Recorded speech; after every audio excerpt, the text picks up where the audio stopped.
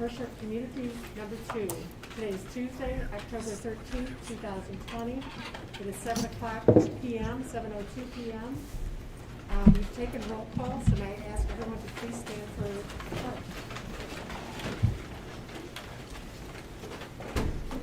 I pledge Allegiance to the flag of the United States of America and to the republic for which it stands, one nation, under God, indivisible, with liberty and justice for all.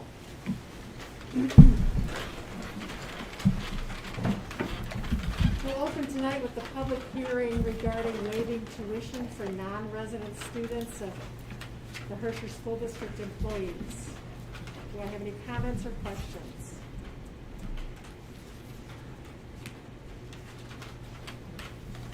Having no comments or questions, the public hearing is closed. And we will talk about it in our, under new business. We'll begin with the consent agenda. In your packet is the approval of minutes of previous meetings, September 14th, 2020 at 6:30 p.m., the executive closed session, as well as September 14th, 2020 at 7 o'clock p.m., the regular open session. Treasurer's report, balance sheet, investment summary. Dr. Beckman.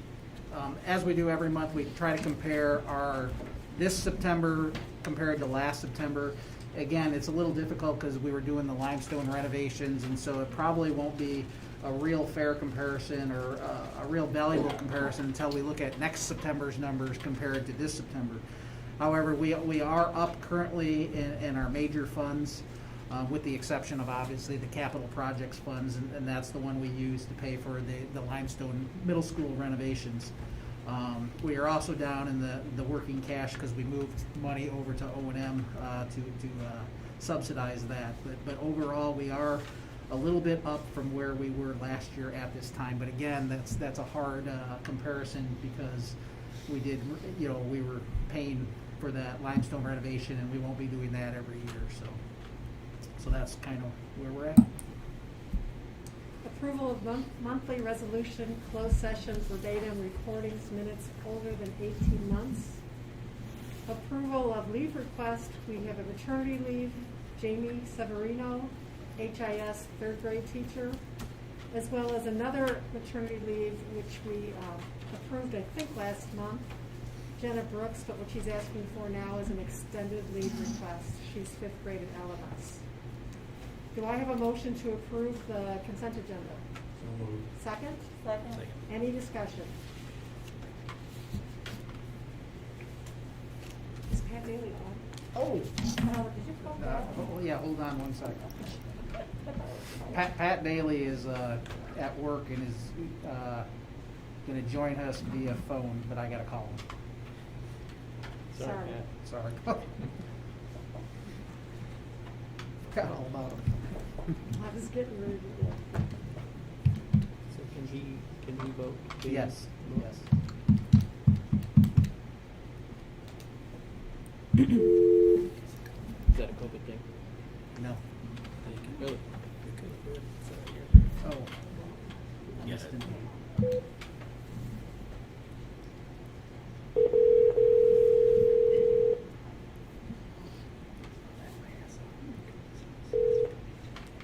No. Mr. Daly, we forgot about you. Do you want me to go over the consent agenda to start? You can tell him, just update him, and then you can. We already reviewed the consent agenda, the approval of minutes. Okay.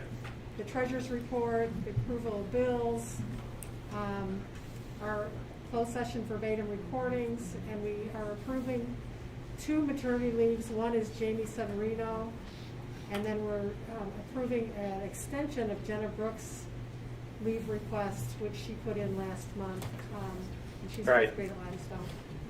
So we're getting ready to vote on that. So, do you have a motion to approve? So moved. Second? Second. Any discussion? Jason? Aye. Aye. It's you, Pat. Aye. Sorry. It's okay. Aye. I will just say your name when it's your turn. How about that? That'll work perfect. Okay. Public comment period, we have one that you just handed me.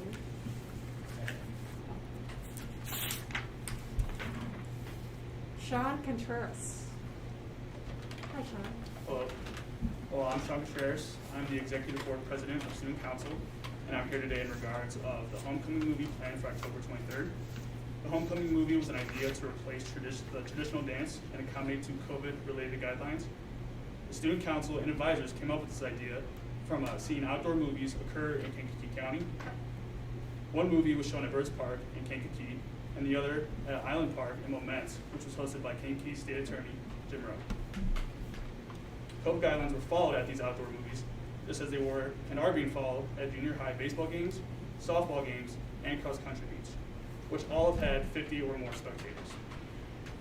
The guidelines will also be followed at Mantino's outdoor marching band show and choir night, which will be expecting more than 50 people in attendance.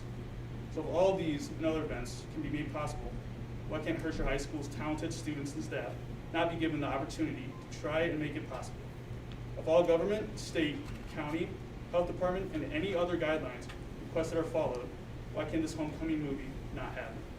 Even if needed, the Student Council is willing to come up with a waiver and provide it with every ticket sold. Just tell us as a council what we need to get done to make this movie happen, and it will get done. We as students are starving for a bit of normalcy here. This movie would allow us to get as close as we can to a normal high school experience. We have the ability to make this movie happen, and if it doesn't, we're turning our backs on the students by not giving the best we can with the situation given.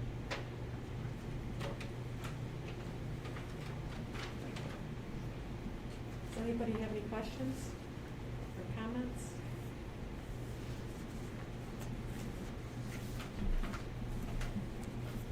I guess when it is explained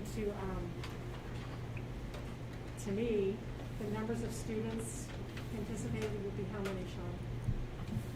That is currently unclear because we just, honestly, we just don't know at the moment. But we have come up with ideas to either do whatever you guys want, as to which, say you want 50 people in attendance at one time, you can have people show up in increments of 50 to allow this thing to happen. Was there at one point a discussion there could be 200, 300, 400 kids? There could be. Mhm.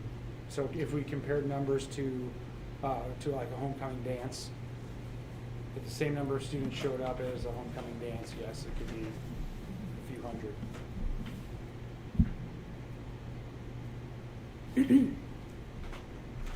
And this was just gonna be Herscher students, correct? It wasn't gonna be outside students coming in as far as dates or how was it? I would say, I did not give a directive on that, when I met with the kids. It could be just Herscher students, if that would get it done, but we didn't discuss out-of-town guests.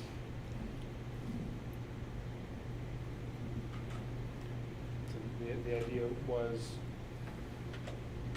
outside, following the guidelines that are given from IDPH and the health department. Put the students on the football field, mark the football field every 6 feet. They came up with all the ideas. I just as a messenger here for a quick second, but students come in waves. Everybody who came would have to have a ticket. The other events that Sean's talking about, they had to wear masks even though they're outdoors. They came up with a solution for the food, like you can't have the concession stand open and pick whatever you want. They would come up with some sort of like combo, popcorn, candy bar, pop, grab and go. I think is about the extent of it. But until tickets were sold, we didn't have a good idea of how many students that would be.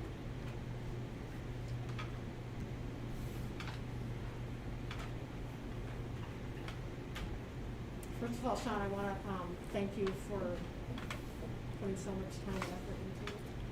Because I've heard only positives, I think we all have, about how hard everyone's working. But I think it's a very difficult decision for this group to make in terms of putting those numbers of kids together in one setting. Even if we had like a waiver, would that maybe change anything? No, because I think our first responsibility is to protect our kids. I mean, that's foremost in our minds. I don't know if anybody else has an opinion or wants to speak up. Yeah, it's hard to do it now, like, and it's hard to say what it is that we would be needing or looking for, but I think as it's presented, today, like, not even presented, just as the situation is today, it's a tough call.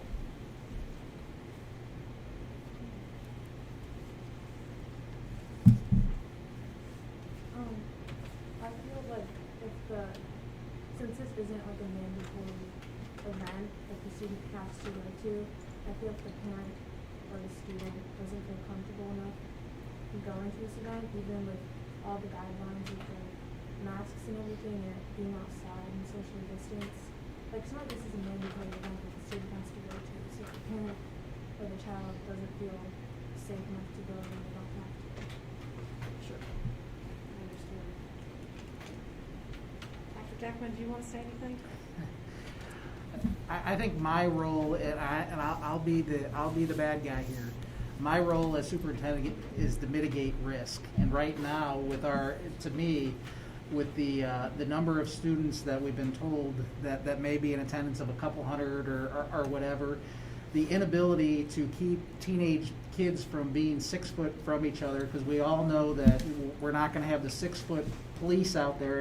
If a student's within 6 foot of them, say, hey, you get away, that type of thing. I think at this point in time, it's just not reasonable for us to host an event like this. If you wanted to host an event like this, like in your yard or at your house and so forth, so be it. But as a public entity, for us to for me to recommend to allow this wouldn't be, in my eyes, wouldn't be a prudent decision. And so right now, I'm not comfortable recommending this, probably not until second semester. And so I'm not saying that as it's currently presented. Now, possibly if numbers were reduced and things like that, that may change my mind on a recommendation. I don't know. I mean, the board would have to decide that, but right now I'm not comfortable recommending moving forward with it. And my rationale is just plainly the number of students and the inability to keep students 6 feet apart. It can't be done. Well, and I think tracking who's next to who at what time, it's different than being on a school bus or being in a classroom or being in an assigned seat situation. Although I assume everybody's going to sit and stay wherever they're watching their movie, but we know, like he's saying, kids don't. We're not going to have the 6 feet police there. And we want kids to act like kids. I want kids to congregate and talk. I mean, that's the whole essence of having the event, is so that, can socialize and so forth. And so without being, if we were literally, every kid's got to be 6 feet apart, but it's just not, it's not plausible. And so with those constraints, I don't, like I said, in my recommendation would not be to move forward with it as it is presented now. Now, if that was to change, and again, like I said, we reduce numbers or something like that, that recommendation may change. Sorry. So, with that being said, I guess, because right now, you guys are set up for stuff that's scheduled for the 23rd, correct? Yes, sir.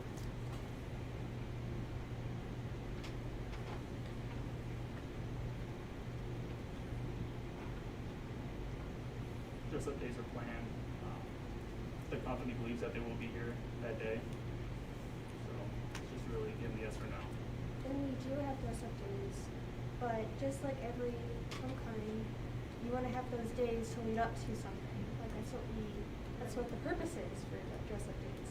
And so that's us as a council, we wanna help our student body come together and kinda like work together to kind of fight through this, because this has been really tough.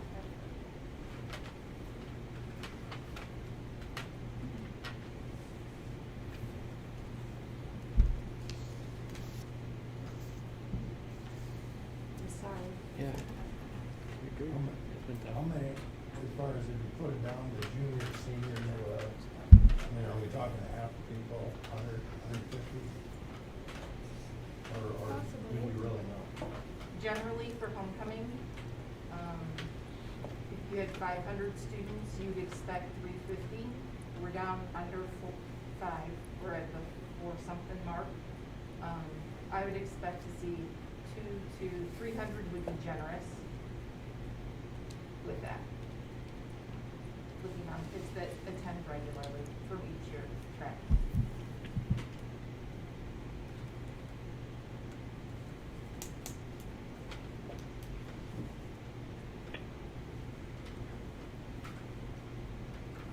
So as it's presented now, that would not be your recommendation.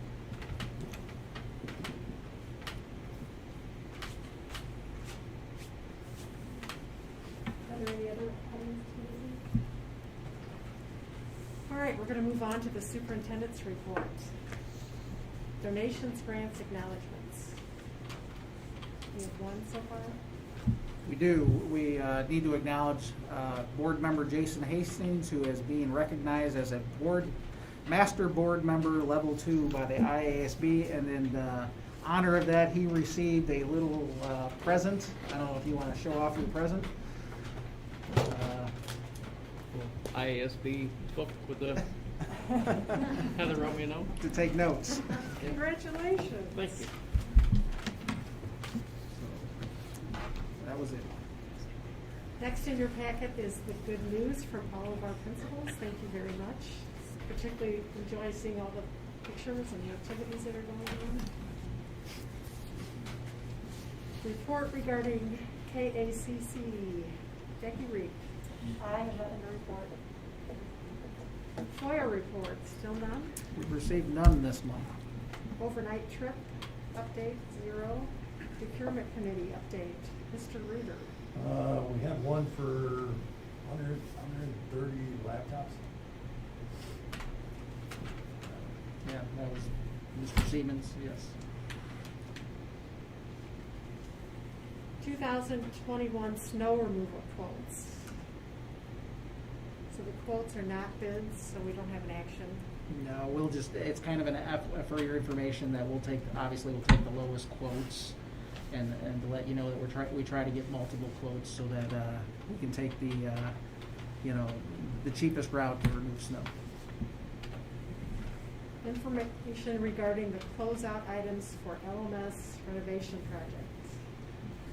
That was enclosed in your packet, just the items that are remaining to be finished before we wrap up the project at Limestone. It's just, again, for your information, there's a whole bunch of, when you talk about $11-12 million project, smaller items that need to be completed yet. And so what happens in this is the contractors or the folks that are doing this work don't get paid until these projects are completed. So there's a list and a brief explanation and some pictures in there for you to see what hasn't been done yet. And it's, this used to be 2 or 3 times as large, so they are working its way down. And there are still a few issues at Limestone in regards to drainage and a roof leak and things like that they're working through. Do you have any other under superintendent's report? No. Going on to new business, distribution of audit report for FY 2020. Mr. Dave Meyer.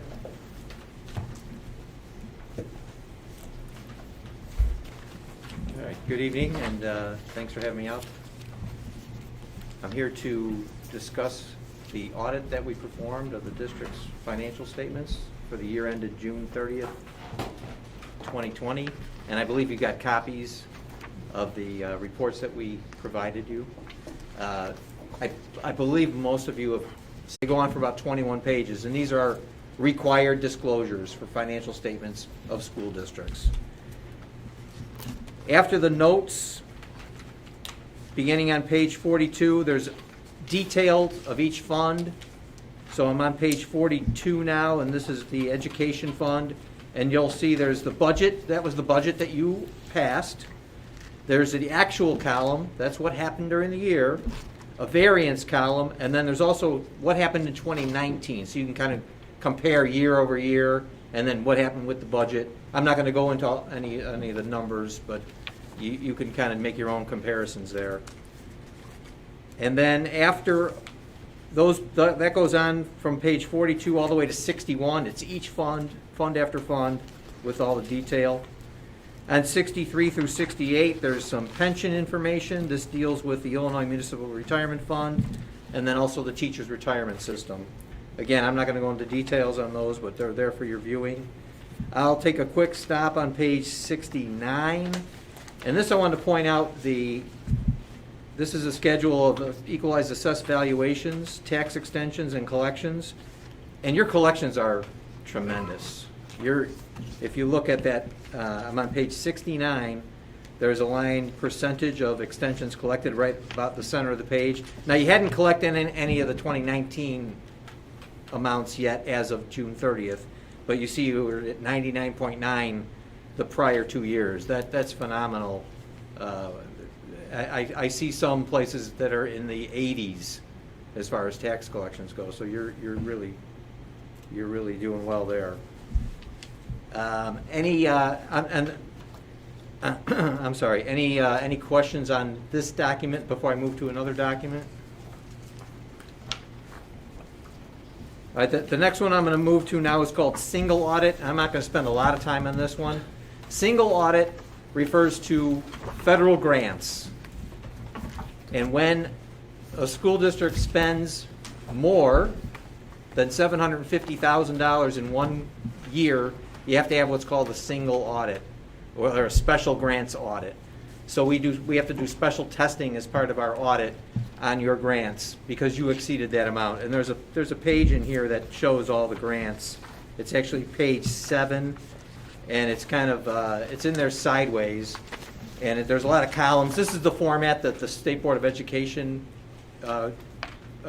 mandates that you report in. And there's a column there, column F, that shows all the total spending. All the way down at the bottom, you had $950,000 of spending. So you exceeded the $750,000 threshold. So anyway, this sort of details all the items here. And as part of our grant testing, we did not have any findings as it related to the grants themselves.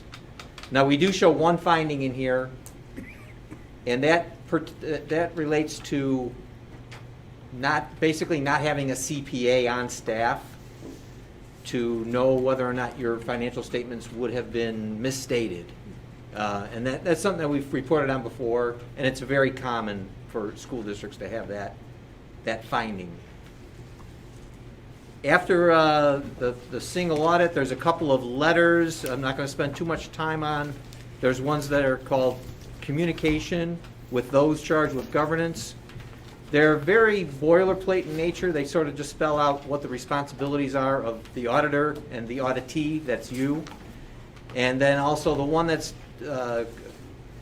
says at the conclusion of the audit, behind our report, there's a listing of the entries that we made. Most of those entries are very common entries to record long-term debt and capital assets. And then also behind that, there's what's called a management representation letter. That was a letter signed by the district back to us saying that basically they disclosed everything to us during the audit. And then the last document that you have there is what's called a management letter. And while we're here to do what's called a financial statement audit, if we see any room for improvement in office procedures and whatnot, we point those out in our management letter. And give me a second here while I'm flipping to it. Do you want me to go through it, or do you, I mean, you can read it on your own too. That's up to you, I guess. We've read it before, right? Same thing? Yeah, Is there anything different on it? Like years before? The points are very similar to the prior year, and they're very common points as it pertains to like capital assets, the post-employment benefits, and policies and procedures manual. They're very common. Again, they're not what I would call serious deficiencies. They're more or less housekeeping items that we, as an auditor, we recommend that you take action on these things when you get a chance to get to them.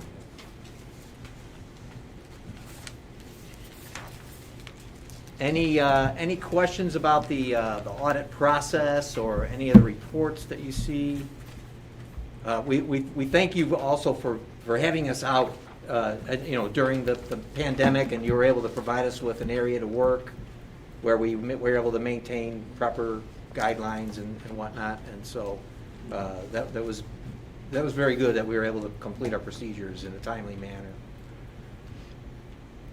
All of these amounts also get reported to the state of Illinois. They have a special format that they want you to report in, and that report's been filed with the state. So it had to be filed before the 15th of October, and that's been done now. Good. Thank you. Any questions? Thank you very much. Nope. I'm sorry? Oh, are we supposed to? Is that yours? Your Dave. Oh. Sign All right. something for you. Yeah, thank you. All right. Thank you. Have a good night. All right, thank you.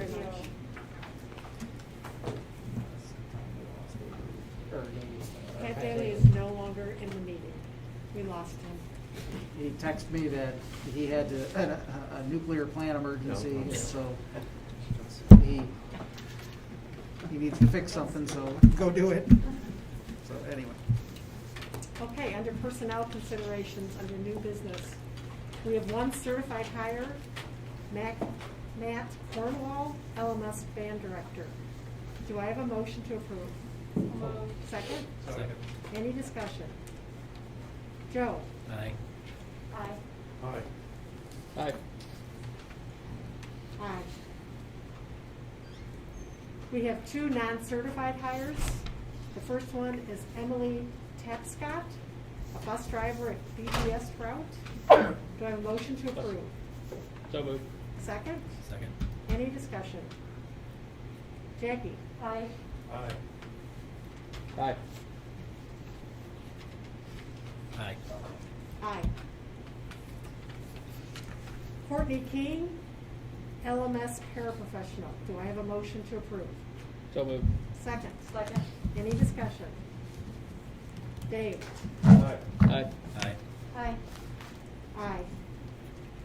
We have one extracurricular resignation, Rod McIntyre, HHS head wrestling coach. Do I have a motion to approve? So moved. Second? Second. Any discussion? Jason? Aye. Aye. Aye. Aye. Aye. We have two extracurricular appointments. One is Alan High, HHS assistant girls soccer coach, and Tanner Regis, HHS volunteer baseball coach. Do I have a motion to approve? So moved. Second? Second. Any discussion? Joe? Aye. Aye. Aye. Aye. Aye. We have a motion to approve the resolution and application for waiver renewal through ISBE regarding tuition for non-resident students of Herscher School District Number 2 employees as presented during the public hearing. Do I have a motion to approve? So moved. Second? Second. Any discussion? This is something that we have to do every 5 years per, state statute. Jackie? Aye. Aye. Aye. Aye.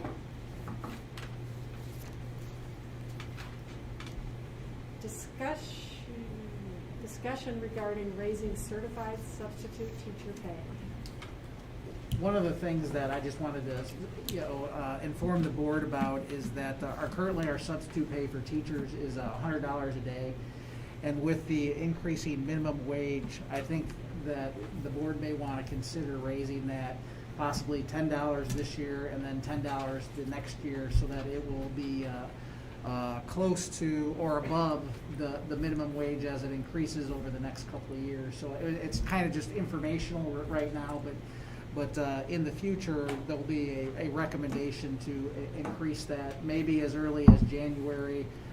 We'll look at the budget and things like that, but I just wanted to give you some rationale and see if there's any questions regarding, timeline, things like that, if there's a preference or anything like that. Most districts in the area are around, we're kind of in the middle now. When we first raised it, I think, I've been here now 10 years, but I think it was 5 or 6 years ago, we were one of the highest.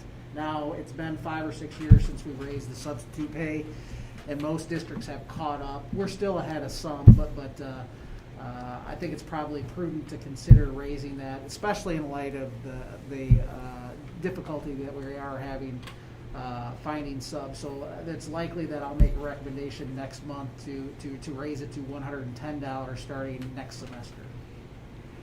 So I just want to see if there's any questions or any information that you would need me to gather to help you form an opinion or a decision on that. If you can, just send something out as far as where, what I say, 10 of the local districts are or whatever, if you would. Okay, yeah, I can check at my next superintendent meeting and just, do a cursory run through where everybody's at.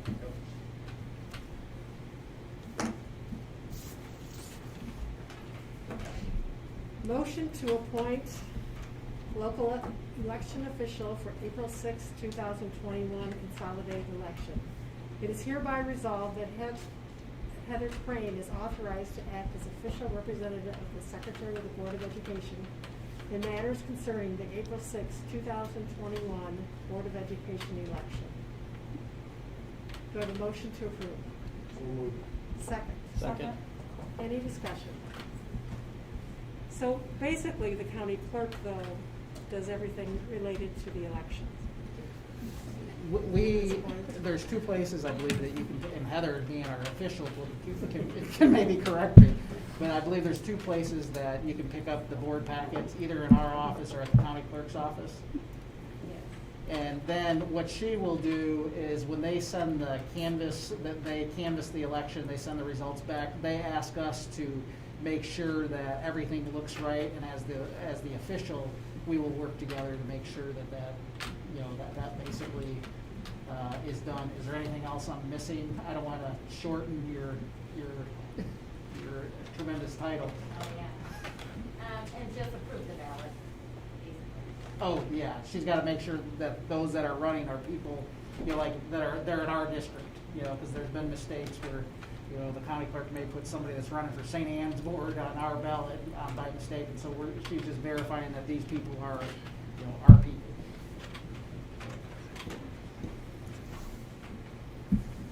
Thank you, Heather. Did we vote? Oh, no, we did not.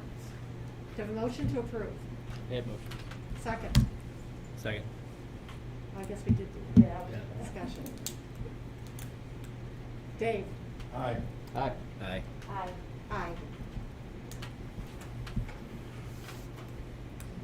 We have a motion to approve the extension of the school day effective January 5th, 2021. In-person learners will be here from 8 a.m. until 2:05.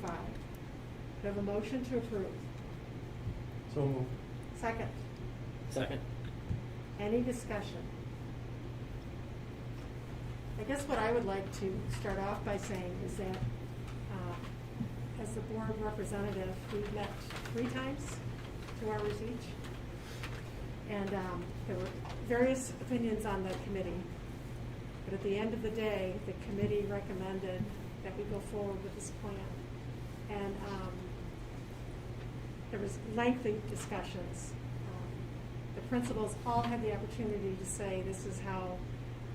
we're going to do lunch, this is how we're going to do this. Many, I would say several of us, wanted it to begin in October. But as a compromise, we looked at January 5th, giving people time to get organized, to be prepared. Because what we know, at least from the committee going forward, is that we need to get our kids back into school as much as possible. So that, because I was the committee representative, that's what I'm reporting to. Any other discussion? Yeah, I think it's important that we follow what committees, that's why we put them together, and we put the people on them that we do, or however they're chosen. But I've heard from parents, teachers, students that want it both ways. It's probably not going to be perfect for everybody, but I've also heard from students who have it easy one way or the other on both sides, and I have it from teachers who have it easy on both sides. And I think there's things we can do, adjust or maneuver to make it easier for everybody. And I think the January 5th gives enough lead time to, whether it's making classroom adjustments or getting Wi-Fi to kids who don't have it, or getting just whichever side of the aisle you're on. It's enough time to get where we got to be. Because I think it's at some point even to get back to inch our way towards a normal, where we need to be. Anyone else?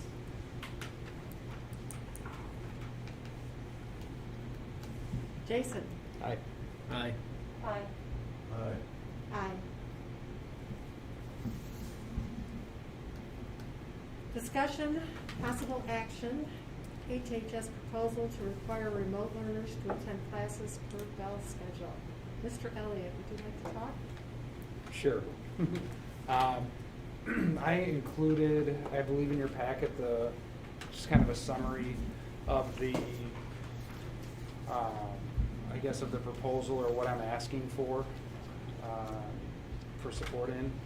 Basically, I'm asking if students who choose remote instruction can attend class live while class is happening, according to the bell schedule. So for example, an A day, we have periods 1, 2, 3, and 4.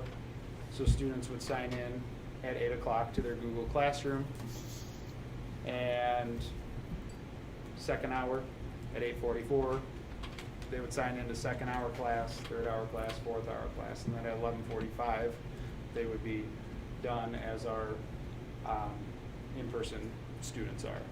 And your high school teachers are able to teach both the in-person and the remote learners at the same time? Correct. That's what they would. That's what they would be. Are they doing asked that? to do. Are some of them doing that right now? Some are, yes. There were some support, at least from the high school on this, teacher survey, teacher feedback. There were some needs that the teachers felt that they needed to make this change. It included recording videos, posting videos, some intricacies with Google Classroom. We were able to address many of those at the Institute last week. We had teachers who have strengths in certain areas teach teachers who didn't have strengths in certain areas to try to address some of those gaps. The teacher support is there, in my opinion. About 90% of the staff is on board to make this change. When the change would happen varies a little bit, but to make the change is supported, in number. And basically the rationale for this for me is the remote students I think that it would be better for our students to have more time with our teachers face to face, dig deeper, have better questions, have better discussion. I think it would be a better learning experience for our students overall. And the number of students with failing grades that are remote is concerning to me. It varies a little bit by grade, but freshmen through juniors, it's 50% or more of our remote students have at least one F. And then when you get to our seniors, it's a little bit smaller, but it's about a third of our seniors who have chosen remote have at least one failing grade. And so it's an attempt to address that, provide a better opportunity for our kids. And I think as we move to the extended day, I think it would address some of the concern that teachers have with how do we, just how do we balance this change. I think it would lessen the burden with the remote students if they were made to join class at that time. And it's going okay with the teachers who are doing it, or it's not, or how is that? So, based on survey feedback, the teachers who are doing it are ready to do it tomorrow. They're ready to make this change, right away. The ones who are not there yet are asking for a little bit of time, everywhere from 1 week to 2 weeks to the start of the semester. But did you say some of them are videoing to their, or are recording it as it goes? Yeah. Any improvement with their students versus, or too early to tell? So the feedback that I have from staff and from observing a little bit from just back and forth discussion is the students who check in while class is happening are having a more positive experience, or having a better experience than those that aren't. The recording of video and students watching it later is something. It's a step in the right direction, in my opinion. But that student can't ask a peer, they can't ask their teacher, the teacher can't clarify misconceptions, can't ask deeper questions, and so that's where I think the video falls short. It's definitely an attempt. It definitely gets the material to the kids. So it's more like FaceTime during class, not just watching a video. Mm-hmm. Okay. So it's not like watching a video now live streamed. It's actually FaceTime. So what the proposal is to use Google Classroom. So every teacher would have and most of our teachers have a Google Classroom set up already. And basically all communication, assignments, deadlines would be posted there. And then when class starts, they basically go live, kind of like FaceTime, kind of like Zoom, and the teacher turns their device towards them, and there's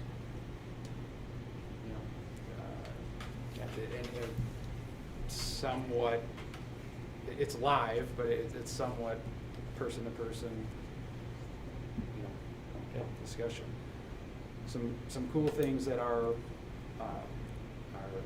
parapros and special ed teachers are doing to assist with this, to kind of help make it a little bit better with the teachers who are doing it already. The parapro or special ed teacher who's co-teaching in the class will take care of, there's a chat feature, they'll respond to chat questions, they'll get the teacher's attention saying so-and-so has a question, so the teacher can kind of juggle the in-person learners and the ones that are on online. So. Awesome. So what do we need to do so we can move forward?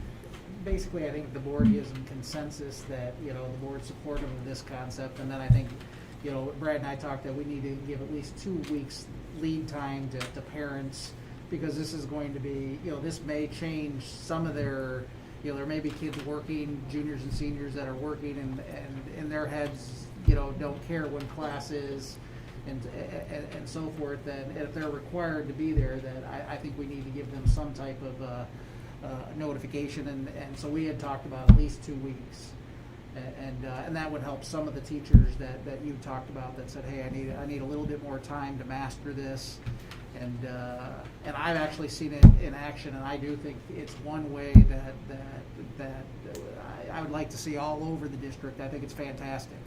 And I've seen it at several districts and so forth, so I'm very supportive of, I think it can be done. I just think it's a little bit different for some, and I think some struggle with it more than others, and so that's why we need to give assistance. So I give kudos to your staff. I think they've done fantastic. Awesome. So we don't need a motion, we Just consensus if everybody's supportive of that.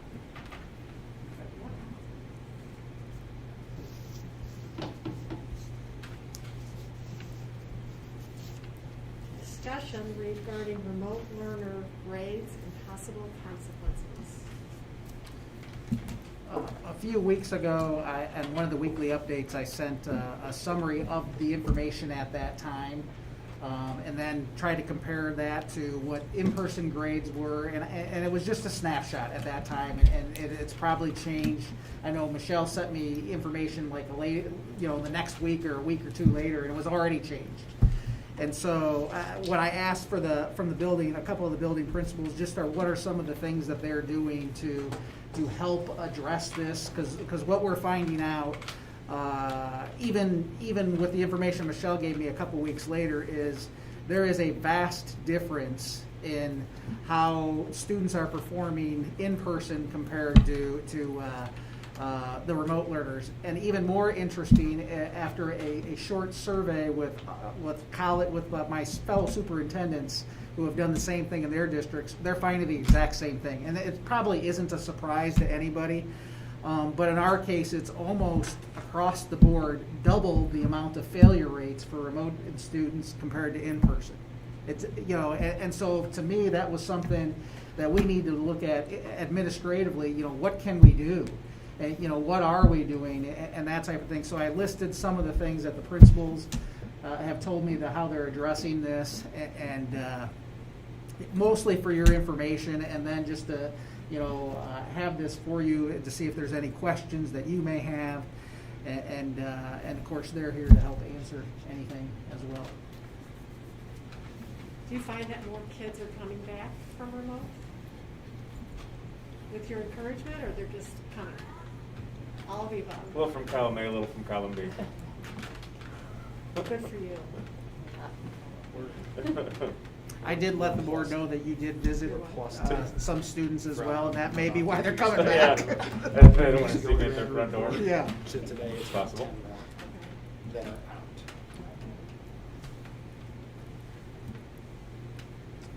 So, anyway.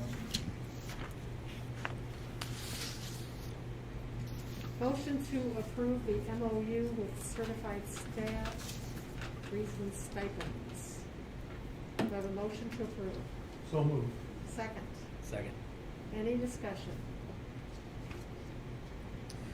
The only thing on here is we may have to change, and I'll have to talk, I think Kara's back here somewhere. The pay periods may be reduced from 23, so that might be something we can like cross out and write 21 or something like that, because we're obviously past September 15th. I just noticed that tonight. So other than that, I think, and Dave did most of this work, but I think it looks fine. Joe? Aye. Aye. Aye. Aye. Aye. Any other under new business? Old business. Motion to approve the additions, revisions to the board policy manual presented last month via Press Plus issue 105. So motion to approve. So moved. Second. Second. Any discussion? Jackie? Aye. Aye. Aye. Aye. Aye. Any other under old business? Do we have any questions from the community about things that you've heard this evening?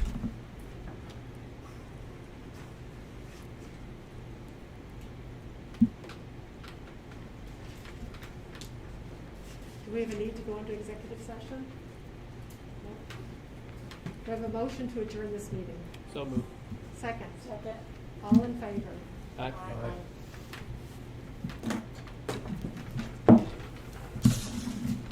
Probably a couple things we have to sign. Yes.